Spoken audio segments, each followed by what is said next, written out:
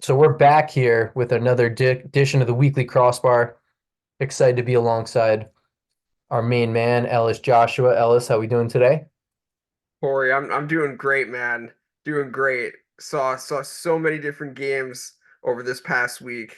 Just really looking forward to kind of just like recapping a lot of the lacrosse that took place this past week, like games that the LILJ covered, games that weren't necessarily covered, but some big headlines that happened this past week. So really looking forward to just kind of recapping the action. Well, let's dive right into it. So an intriguing matchup if we're heading back almost a week ago between Comswag and Wantagh on the boys' side. So this is the Battle of the Warriors, and this is also a Nassau classic Nassau Suffolk clash. Talk to us about what happened there, Ellis. Yeah, so that was a good one going back to Saturday.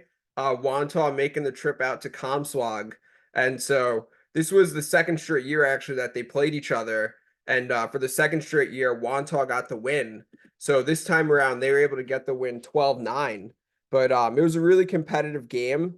And Wantagh, they got some young guns that are like really impressing this season, really, really standing out. So we could talk about in the sophomore class at attack, Devin Pacione. He he was really great as a facilitator in that game.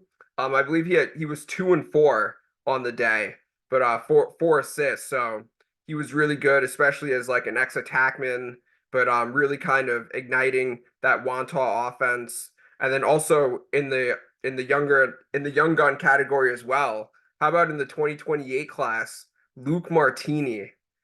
That's a name where we've already been hearing about the Martini name, obviously. Of course, you have Jake Martini, who's a cousin of both Dylan and Luke.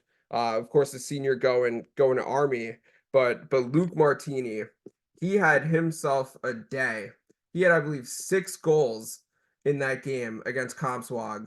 Really just like a big coming out party, so to speak, but a name that we're definitely going to be hearing from for quite some time coming out of Wantagh and really just kind of busting out in a big way against a really good, a really well coached Comswag team that's like typically always in the mix in Suffolk Class B. And again, that was a competitive game. Like Wantagh, they were able to come away with the win 12-9, but it was definitely a game that was certainly up for grabs there for a bit for sure. Yeah, great to see Wantagh, just really stepping up this year. And the Martini boys, man, they probably those barbecues. There's definitely lacrosse sticks in a lot of hands at their family barbecues. You got to imagine. All right, let's head over to the girls' side a little bit. So speaking of Nassau Suffolk battles, there's a good one between Ward Melville and Garden City on the girls' side. Let's talk about that, Ellis. I know you were on the grounds and covered it and did a great job there, and it was a good game, that's for sure. Yeah, so that was another double header. That was the second part of our double header from Saturday. So Ward Melville hosting GC. And that again, these two schools, they've played each other now 3 years in a row, I believe. And the last two times, Ward Melville, they got the win by 1 goal both times, but this year was Garden City being able to kind of tables, and they came away with a 9-7 win. But that was a game where they came from behind to do so. They were down, I believe, 7-4 in that game, and then they were able to come back with 5 unanswered goals in that one to take it 9-7. But like some of the players that stood out for them in that matchup, particularly Marina Rent, of course, a senior going to Florida. Also, I think big in the ground ball department and like securing possessions, Catherine Monaco. She was big for them. She's a junior going to Villanova. Also in that game, Kendall Morris on the draw circle. She's a senior going to Arizona State.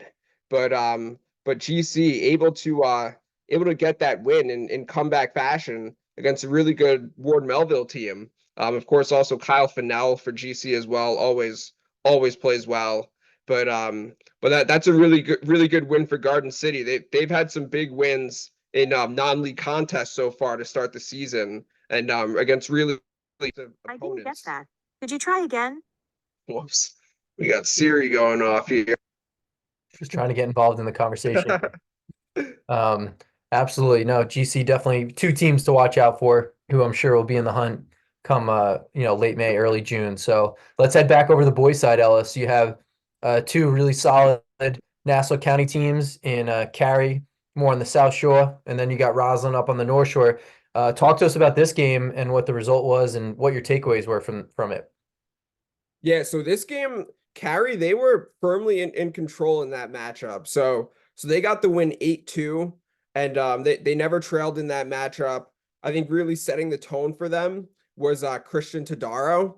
Like he was big for them, scoring 3 goals, and I think that was really big to kind of ignite that Cary offense and get them going. And they again never trailed in that one. Were playing with the lead the whole time. I think also big. They were able to force a lot of turnovers.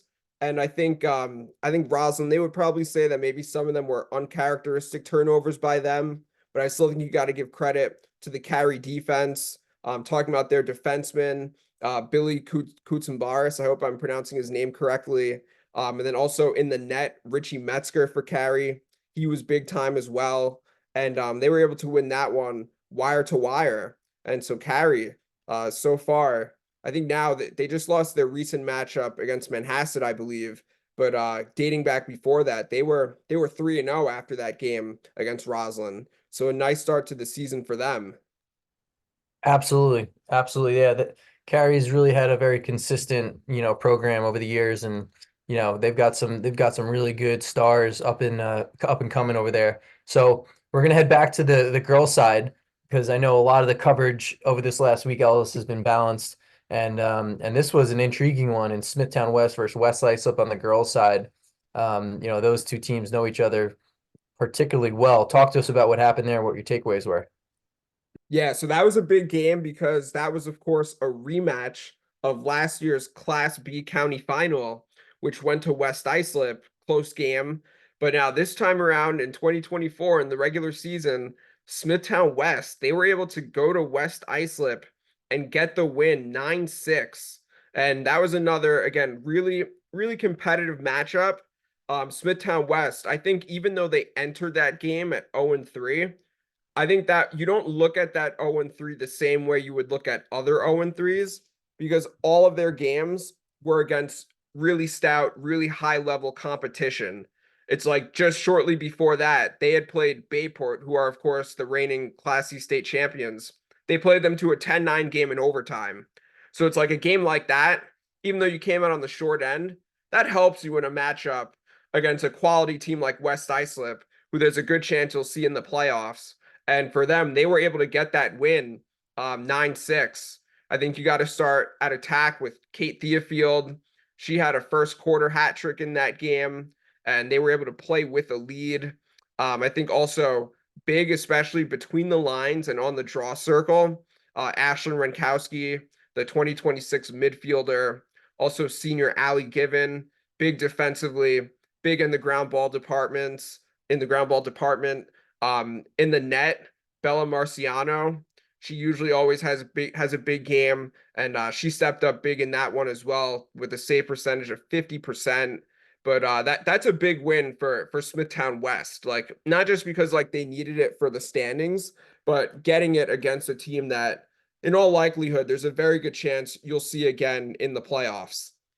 Absolutely. And that same day, we just want to recognize one particular program and one leader within that community who created a game to dedicate towards Morgan's message, and that's Sophia Ramondi and the girls out in Center Moriches. You want to talk to us a little bit about that and what Sophia, who's is a captain on that team, senior leader, is doing, just kind of again, shedding light on a great message and using, the sport of lacrosse for good. Yeah, I think that's exactly the way to put it, Corey. And that's something that, of course, goes bigger than what takes place on the field. Dedicating a game to Morgan's message and really just like stressing the importance of mental health and just really kind of just putting it out there, just how important that is, just beyond the actual game of lacrosse, because of course, mental health, that's something that everything goes through, everyone goes through. And I think that's just a great way with donating proceeds to Morgan's message. It's really something important. And I think it's great when teams do things like that because it just shows that you're you're looking at things in a bigger picture, so to speak. It's not just about what takes place on the field, it's about ways to give back as well. And so shout out to Center Moriches for doing that, doing the Morgan's Message game this past Tuesday. Um, and also, if you want to look at from a lacrosse standpoint, they did pick up a win as well. 14-1 win over over Southampton. So, but again, something that goes much bigger than just what takes place on the field. Yeah, absolutely. They're winning on and off the field for sure out there. And Center Ridge is a team that you could see in the Long Island Championship again. Would not be surprising if you see there at the end of the day. All right, cool. Let's keep things rolling because I mean yesterday was forget about it. There incredible slate of games both that happened with the LILJ there and with you, especially Ellis not there, but you know, you did a little triple header action. All right. I've heard of a double header. I've never heard of the triple header. Talk to us about all the amazing games that you covered yesterday and your takeaways. Yeah, so I think that might have been the first triple header I've done where it's like in three different spots. Like we've done, of course, the playoffs where you got the four straight, of course, all in one location. But yeah, it was fun, and I'm glad I was able to make it to all three games, pretty much for the start of every game. But we started off with the game of the week yesterday afternoon up at Cold Spring Harbor High School. So Cold Spring Harbor got to play against Penfield. So shout out to Penfield coming down from Rochester, and they're going to be playing later today as well against Northport. But in yesterday's game, that was truly a game of runs. So Cold Spring Harbor, they got the win 11-7, but it did not start off easy as Penfield, they quickly grabbed a 3-0 lead in the first quarter, but Cold Spring Harbor, they reeled off four straight. I think really kind of setting the tone for them from an offensive standpoint for Cold Spring Harbor was Amelia Bentley, the senior attacker going to Drexel. So she finished, I believe, with 3 goals in that game. I believe she was 3-1. But just kind of being able to kind of rally them from an offensive standpoint and keep them in the game. And then if you're looking at defensively, of course, you got to start in goal with Maya Soskin because she had some huge saves where it seemed like Penfield, they probably could have been up 5-6-0 when it was only 3-0. And she really kept Cold Spring in that game. And they were able to rally back. Again, a game of runs. It was like Cold Spring Harbor led 4-3 after one. Penfield led 6-4 at the half. And then in the second half, it was pretty much firmly controlled by Cold Spring Harbor. So they were able to pull away and get a win there. But that's a really quality win against a really good Penfield team that has a lot of underclassmen in that starting lineup. I mean, talk about Peyton Rothfuss. She's one of the top attackers in the state in the sophomore class, probably in the country. So that's a really quality win for Cold Spring Harbor. But again, a great matchup in our second game of the week. No doubt. And talk to us a little bit about when you head out to the ESM Miller Place girls game. Yeah, so made the trip to ESM for their matchup against Miller Place, and that was a competitive game. So ESM able to protect home turf and get a 9-6 win. And how about the day that Amanda Sweeney had? Amanda Sweeney, she was big on the offensive end of the field for the Sharks. She finished, I believe, with 4 goals in that game, and that was one that was really back and forth through the first 3 quarters. But then in the fourth quarter, ESM able to get a couple of insurance goals to kind of build a lead. But Amanda Sweeney, I think, was a tone setter for them. Also, Caitlin Murtha, she had a nice game as well. She was 2-1, I believe, in that matchup. And on the defensive side for ESM, you got to look at Ashley Langdon. Again, another one of the top goaltenders on the island. The senior going to Johns Hopkins. She had some great saves in that game that should still be up on the Instagram stories if people want to check those out. But Langdon was big from a defensive standpoint. Just looking at Miller Place though, for a second, just kind of talking about them because that was such a really competitive game. Olivia Coffey, she had a day. She had 5 of their 6 goals, and she scored the first 5 of Miller Place's goals. Really keeping them in that game. and they certainly had a chance, but ESM able to just kind of pull away in the fourth. But Olivia Coffey with a big game for Miller Place, and that's a team, of course, that's going to be fighting it out for a potential playoff spot in Suffolk Class C. And then the last game of the night, one that I know a lot of people are talking about as Sayville battles against Bayport. Very interesting matchup between two of the smaller Suffolk powers. Well, Bayport a perennial power, and Sayville's always been knocking on the door. Talk to us about what happened down there. Yeah, so that was a game. That was a game again. Like I'm really glad I was able to make that game. So like when I got there, I believe it was McKenna Farrell. She had scored the first goal like as I was getting over to the sideline. And so she scored the first goal for Sayville. But like that game, that had such a great atmosphere. Like shout out to the Sayville community because it seemed like the student section was lively. Their sideline was really rowdy, really into it. They had a PA announcer that was really hyping up the crowd after each Sayville goal, and that was a game where you could feel the energy. That's a matchup where it's a potential county final preview.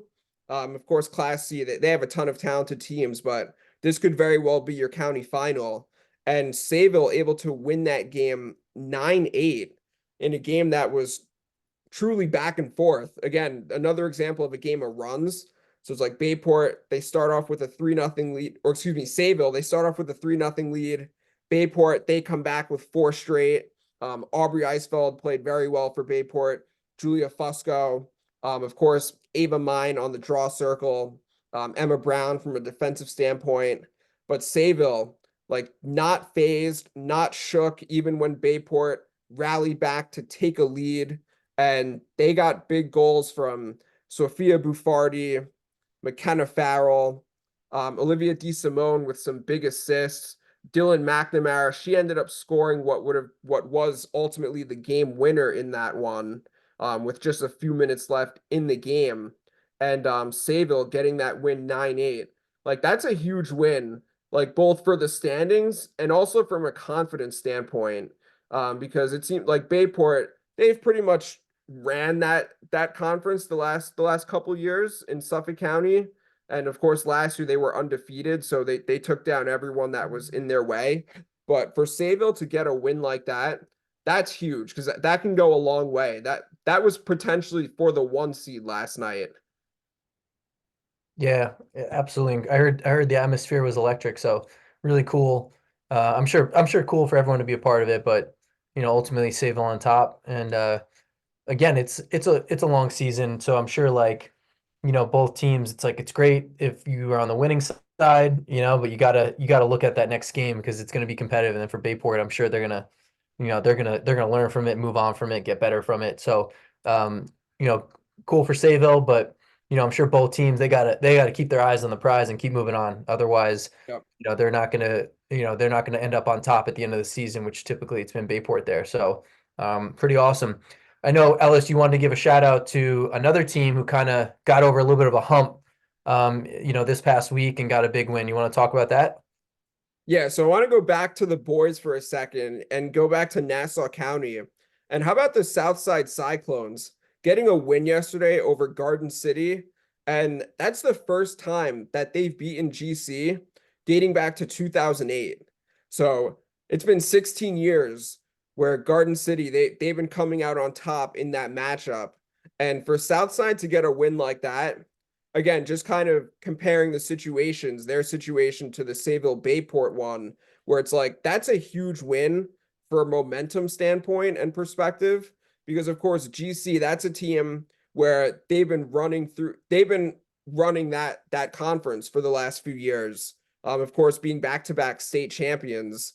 And for Southside to beat Garden City like that in a 7-4 game, but it seemed like Michael Muscarella, he had a big day in the net for Southside, and holding GC to 4 goals. Of course, that's a very, very impressive feat. But that's just a big win for Southside and something that can go a long way for them. As it looks like Nassau Class B is up for grabs this year. It seems like Yeah. might be the first time in quite some time that the bees are definitely there for the taking. Yeah, yeah, congrats to Coach DiPietro there for sure and his team. Something, yeah, that's intriguing to me about that is like they've always had great coaching and the talent, but I do think there was some sort of like, you know, like hump that I think the players felt as though like they could never get over. And now that they've gotten over it, it's scary to think, what they could kind of take with that, take from that game and how confident they could become because they have everything else in place. It's a great program, great coaching. They've got a lot of talent. They've got skill. They've got experience. And now they have that feeling, hopefully, that they can beat anyone. So it'll be very interesting to see what they kind of do with that and how, the rest of the teams kind of have to react to that because that's a scary program with how good they could be. So congrats to those guys for sure. All Yeah. right, cool.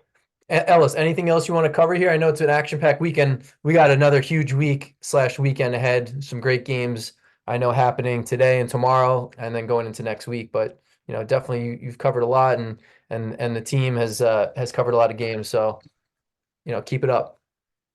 Oh yeah, definitely looking forward to getting out there later today. We'll be on scene. I guess we'll keep it undisclosed at the moment, but we'll be out there later on this afternoon. And then again tomorrow as well, tomorrow morning and tomorrow afternoon as well. So we're gonna keep the coverage going through the weekend here. But just a really fun, really exciting week that the LILJ was able to cover, and even some games that weren't covered, but a lot of big time storylines this past week. So of course, looking forward to what's to come. I love it. Keep doing what you're doing, Ellis. We appreciate it. Absolutely, Corey. Thanks for the time, man. Always a pleasure.